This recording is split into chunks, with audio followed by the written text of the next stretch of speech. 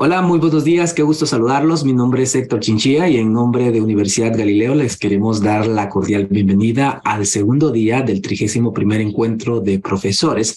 Este es un evento organizado por la Facultad de Educación de Universidad Galileo y desde ya los invitamos a cada uno de ustedes a dejar sus comentarios, sus preguntas. El día de ayer tuvimos mucha interacción en cuanto a estos temas interesantes de cada uno de los alumnos que dan a conocer acerca de la educación en nuestro país. El objetivo de esta actividad es conocer, valorar y divulgar las buenas prácticas de enseñanza y aprendizaje de los estudiantes de la Facultad de Educación durante el periodo de post-pandemia COVID-19.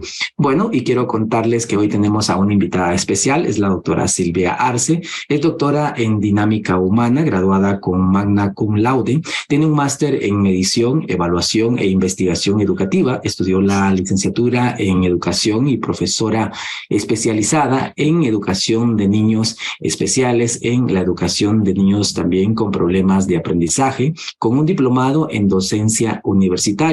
Se ha desempeñado como coordinadora de la licenciatura y de la maestría en psicopedagogía en la Universidad Galileo, así como del profesorado de enseñanza media con especialidad. Además, se ha desempeñado como catedrática y asesora de tesis de la Universidades Galileo, Rafael Andívar, Mariano Gálvez y del Valle de Guatemala.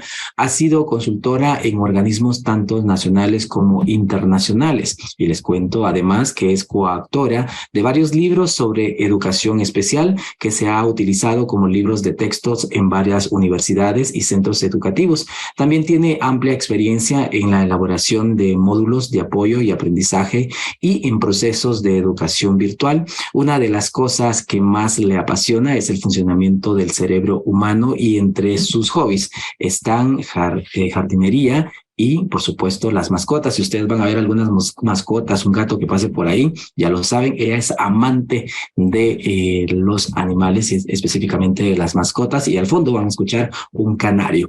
Bueno, ella nos va a estar hablando acerca de la importancia de la psicopedagogía y, como bien lo mencionábamos, es coordinadora del área de psicopedagogía de la Facultad de Educación de Universidad Galileo. Le damos la bienvenida. Qué gusto saludarla, doctora, y verla muy guapa, por cierto.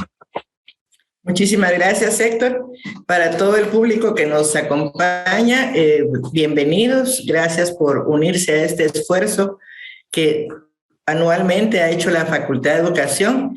Y como dijo la vicedecana el día de ayer, lo que se pretende es cambiar un poco la mentalidad de los docentes para incluir tecnología, actividades más innovadoras, para que todos los estudiantes, desde el nivel preprimaria al nivel diversificado y por supuesto universitario, puedan desarrollar el pensamiento analítico, crítico y creativo de los estudiantes, que es algo que lamentablemente en nuestro país ha recibido muy poca atención. Voy a presentarles las carreras de psicopedagogía y el profesorado con especialidad, pero quisiera antes reflexionar sobre algunos puntos. En primer lugar, no hay un consenso en lo que respecta a qué es calidad educativa. Cuando uno busca definiciones, encuentra que es cobertura, que son los índices de eficiencia, que son los índices de eficacia, y no todas las definiciones incluyen que realmente la calidad educativa es el grado en que cada uno de los estudiantes del sistema educativo alcanza las competencias establecidas para responder a las necesidades de su contexto local y global. Naturalmente, uno se apoya de la infraestructura, se apoya de los recursos que pueden existir, pero realmente la reflexión es hasta qué punto nosotros como docentes estamos coadyuvando a que los estudiantes desarrollen las competencias establecidas. El Currículum Nacional Base tiene años de estar funcionando, publicado, se han hecho esfuerzos, ya están casi todas las carreras, tienen las competencias y los indicadores de logro y los contenidos establecidos, pero aún los docentes, lamentablemente muchos, siguen enfocados en los libros de texto. O sea, el contenido que me toca y no necesariamente me preocupo de si ese contenido está coadyuvando a desarrollar las competencias.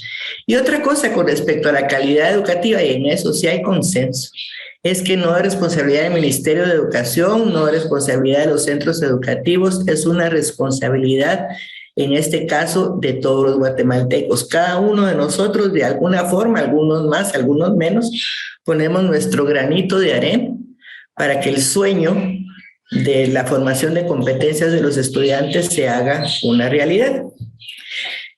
El objetivo explícito de la calidad educativa es el desarrollo de capacidades.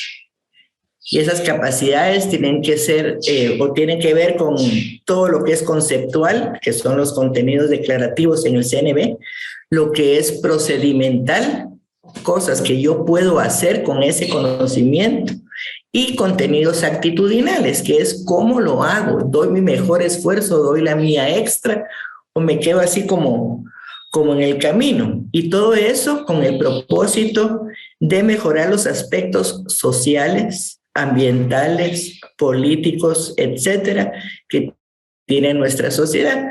Y yo creo que todos estamos conscientes de que cada año las historias se repiten. Cada año el corredor seco, cada año las personas donan a los habitantes del corredor seco, pero realmente ha habido una iniciativa para lograr mejorar las condiciones de vida de las personas que viven en el corredor seco. Somos un poco una sociedad que se dedica más a curar que a prevenir. Y en eso todos tenemos también responsabilidad. Lo del pensamiento analítico, crítico y creativo que les mencionaba, eso es lo que debe hacer la escuela para que los estudiantes puedan aprender a conocer. El conocimiento es, yo no puedo hacer algo si no tengo el conocimiento de por qué lo estoy haciendo. Entonces, no es que menosprecie los contenidos conceptuales, pero es que esos son el apoyo para realmente desarrollar contenidos procedimentales.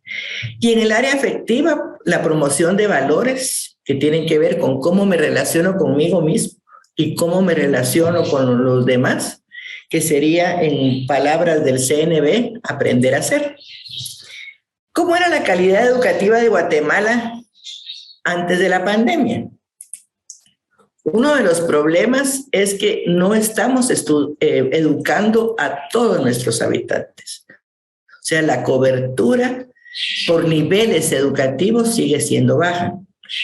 En preprimaria, por ejemplo, muy pocos niños asisten a la escuela de preprimaria porque los papás tienen el concepto de que los niños ahí solo van a jugar, entonces mejor no lo mando.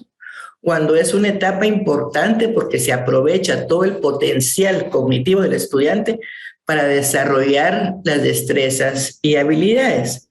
La cobertura de los otros niveles ha ido incrementando. Los datos que presento son hasta el 2018, porque en 2019, más pandemia, los datos ya dejaron de ser un reflejo de realmente la tendencia del país. Y en nivel diversificado, lamentablemente, la cobertura baja. ¿Por qué? Porque no hay suficientes institutos de nivel diversificado en las comunidades.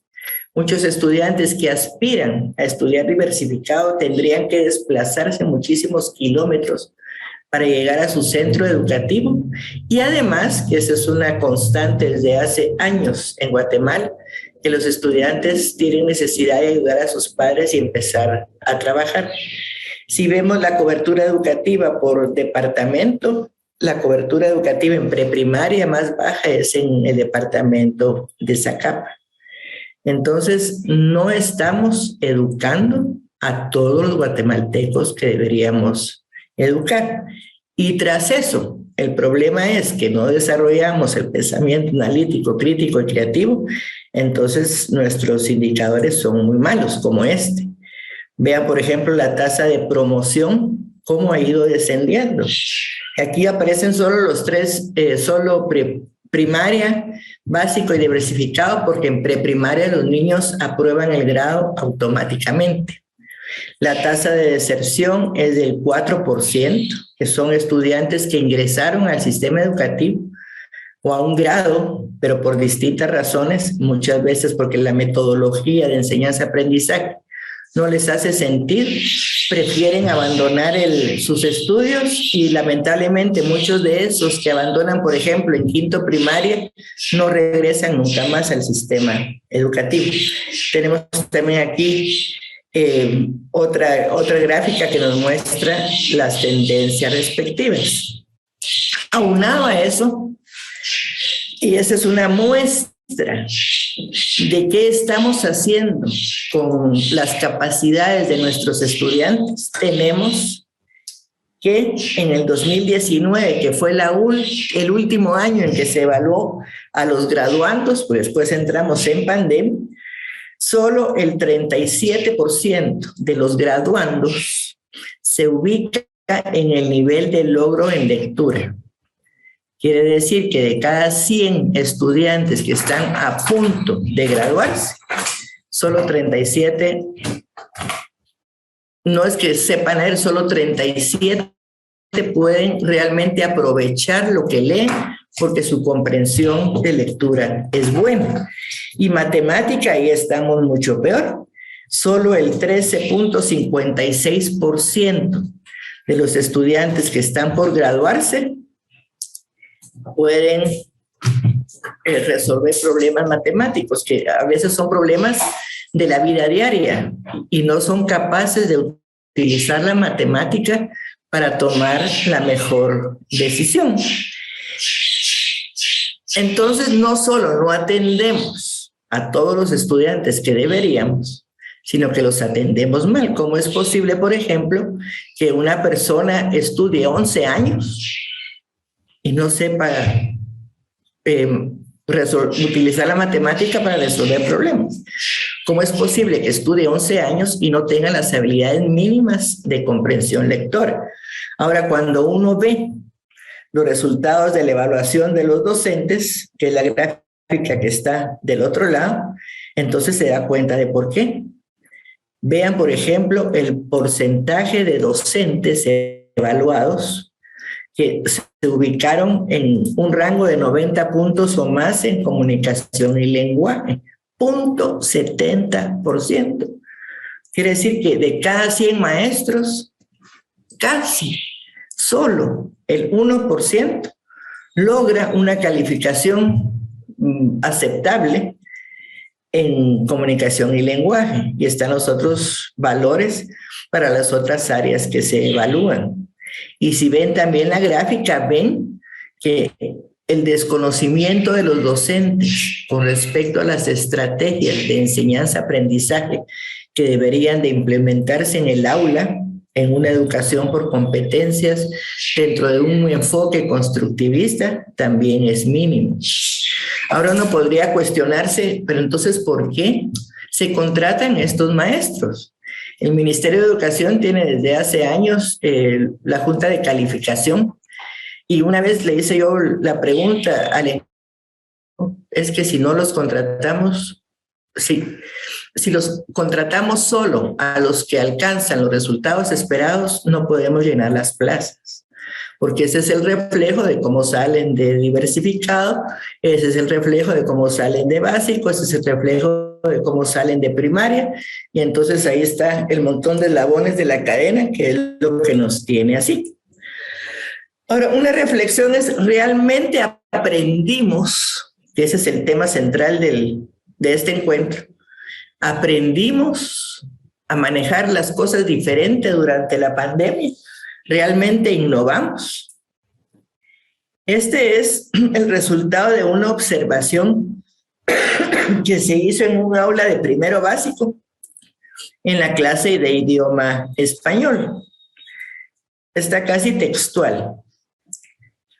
La maestra escribe en el pizarrón la sílaba, dicta la definición de sílaba, incluso dice punto y aparte. Las sílabas se clasifican en: dibuja un cuadro sinóptico en el pizarrón que va completando mientras explica. Los estudiantes le ayudan. ¿Qué es sílaba tónica y átona? ¿Y qué tipos hay? Y da ejemplos. Los estudiantes van copiando lo que se escribe en el pizarrón.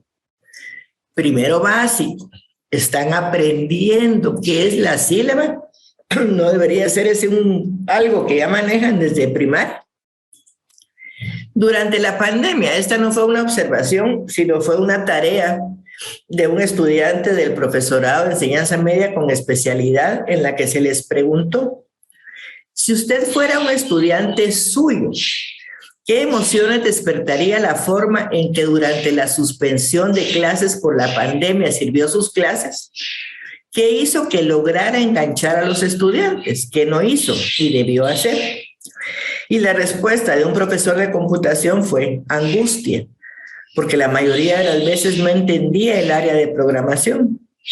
Tristeza, porque a veces no ponía atención a las explicaciones en sala virtual y no sabía cómo realizar las tareas.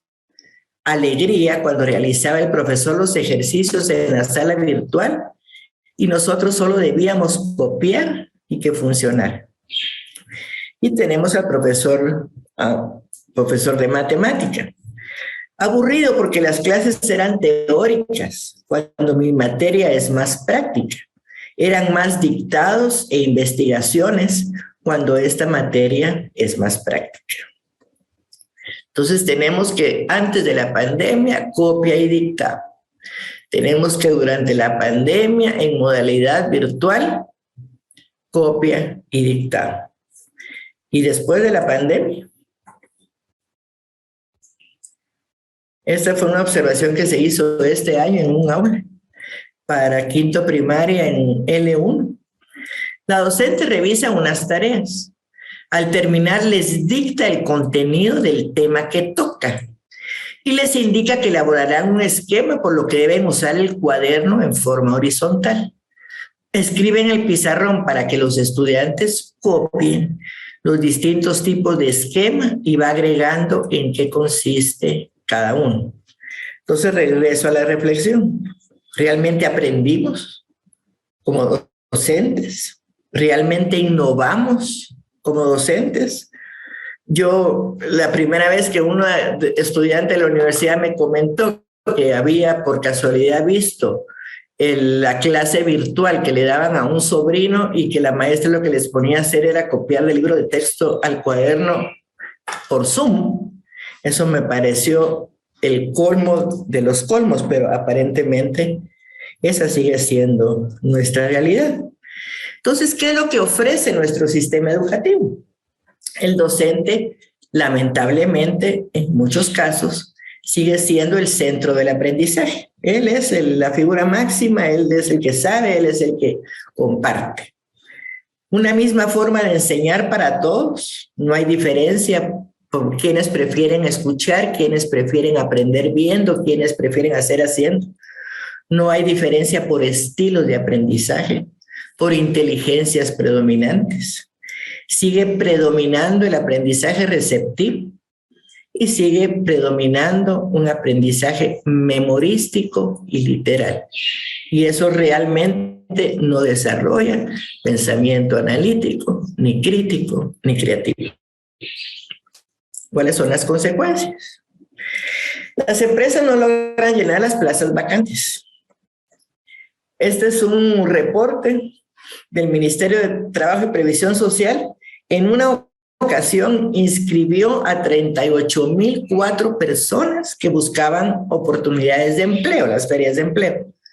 Y habían 87,484 plazas de trabajo. O sea, si hubiera por lo menos la mitad de las plazas se hubieran podido llenar, pero solo lograron vincular a 11,878. Casi la tercera parte de quienes estaban buscando empleo y casi la 10ª parte de todas las plazas que se hubieran podido llenar. ¿Cuáles son por qué no se llenan las plazas? Porque las empresas encuentran que hay deficiencia en las habilidades blandas.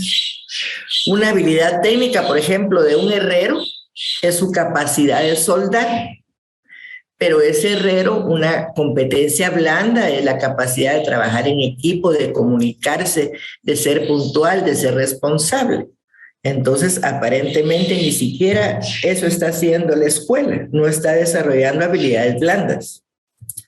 Encuentran las empresas que hay también deficiencias en habilidades para la vida. Personas que no sabían ni cómo abordar la entrevista o se quedaban callados o contestaban muy tímidos o contestaban otra cosa, no lo que se les estaba preguntando. O un currículum vitae mal elaborado. Deficiencia en habilidades de lectoescritura y matemática. Obviamente eso va a ser así hasta que no mejoren los resultados de la evaluación de graduandos. Baja formación académica. ¿Y cuáles son las consecuencias? Altos índices de pobreza. Casi el 80% de nuestra población vive en situación de pobreza. La pobreza trae desnutrición. Nuestros índices de desnutrición son altos.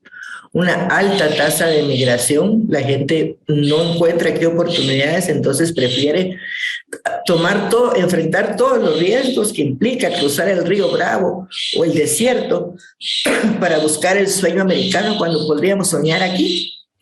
Problemas ambientales, vemos el problema que hay con Honduras, con toda la basura que el río Motagua lleva a las costas hondureñas. Problemas sociales, la gente no se involucra. Ahí está bueno que sigan haciendo esto, mejor me evito problemas políticos, vemos a veces cosas que no nos agradan, pero mejor nos quedamos callados, etcétera, etcétera. ¿Qué es lo que necesitamos? Necesitamos poner al estudiante como centro del aprendizaje, que sea él el protagonista, él es el que está aprendiendo. Distintas y variadas formas o estrategias de enseñanza-aprendizaje que coadyuven a desarrollar las competencias duras, pero también las blandas. Aprendizaje participativo y aprendizaje profundo. No es, me lo aprendí para el examen y a los 5 meses se me olvidó, sino que aquello que aprendí lo puedo utilizar en distintas situaciones de mi vida. Y entonces, ahí es donde la Facultad de Educación o los programas que ofrece están apostando por utilizar el ciclo del aprendizaje experiencial, una propuesta de Kolb. Lo que dice Kolb, o la primera teoría de Kolb, fue los estilos de aprendizaje. Cada uno de nosotros abordamos el aprendizaje de distinta manera. Él describió 4. Y entonces que para satisfacer las necesidades de los 4 estilos, no solo para aquel grupito de 5 que son los buenos para escuchar y recibir lo que el maestro les está diciendo, entonces su propuesta es que debería de partir por una experiencia concreta, algo que les sacuda, que en palabras de Piaget fue un conflicto cognitivo. Luego de esa experiencia, llegar a la observación reflexiva. ¿Qué vi? ¿Qué sentí? ¿Qué pasó? Después a la conceptualización abstracta. De eso que reflexioné sobre lo que vi, que sentí, que pasó. Ahora, ¿qué conceptos puedo incorporar? Ahora puedo entender, por ejemplo, este concepto. Y después pasar a la experimentación, que es simple y sencillamente eso que aprendí lo voy a aplicar aquí, porque ahí es cuando el aprendizaje realmente se consolida y se vuelve un aprendizaje profundo. Entonces, con esta metodología, las carreras o los programas de la Facultad de Educación, el profesorado de enseñanza media con especialización y los otros programas tratan de respetar esa metodología. Y entonces yo les voy a presentar 3 de nuestros programas. El profesorado de enseñanza media con especialización, ese se ofrece a docentes graduados o no, pero que ya tienen 5 años de experiencia, o sea, tienen 5 años de dar la clase o el curso de comunicación y lenguaje, 5 años de dar matemática. Hemos tenido doctores, arquitectos y otras profesiones que son muy buenos en el conocimiento, pero no tenían el título que los respaldara como profesor, que es uno de los requisitos que está pidiendo ahora el Ministerio de Educación para todas las las personas que dan clases en el nivel, en el nivel medio, que incluye básico y diversificado. Entonces, ellos traen el conocimiento de su materia. Lo que nosotros les ofrecemos son formas de entender por qué esta teoría sí, por qué esta teoría no, cuáles son las estrategias que debería de utilizar. Y creo que uno de nuestros éxitos es que los llevamos mucho a la reflexión. Creo que esperaban antes que qué sé yo, analizar la teoría conductista, un trimestre entero. No es así. Se les dan cápsulas de información y con esas cápsulas de información ya ellos elaboran planes más actualizados.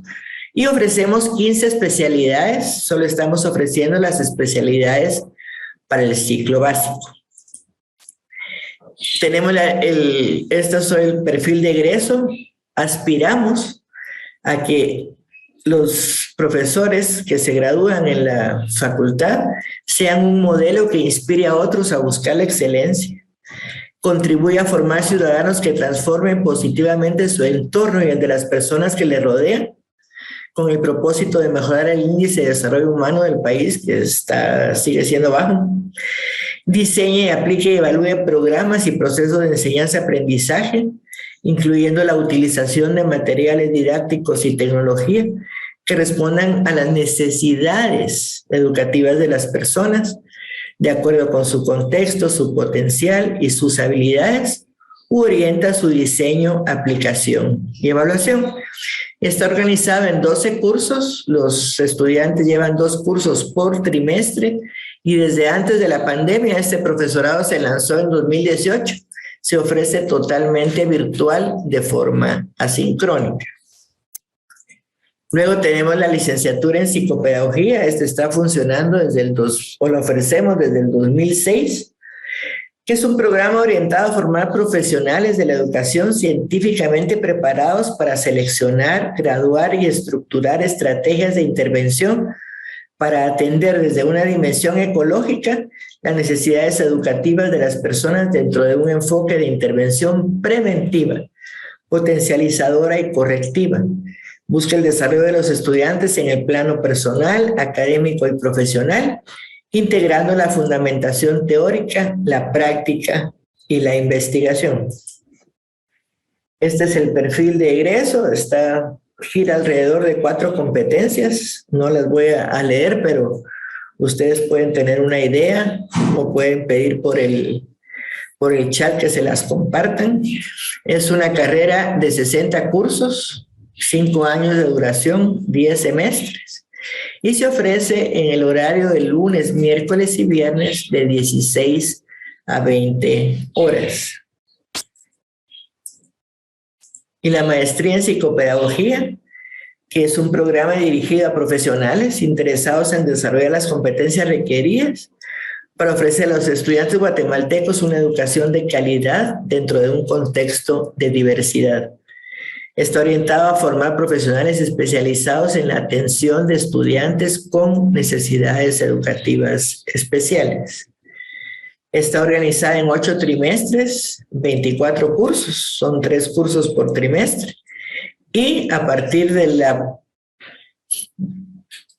antes de la pandemia eran 2 cursos virtuales por trimestre y 1 presencial.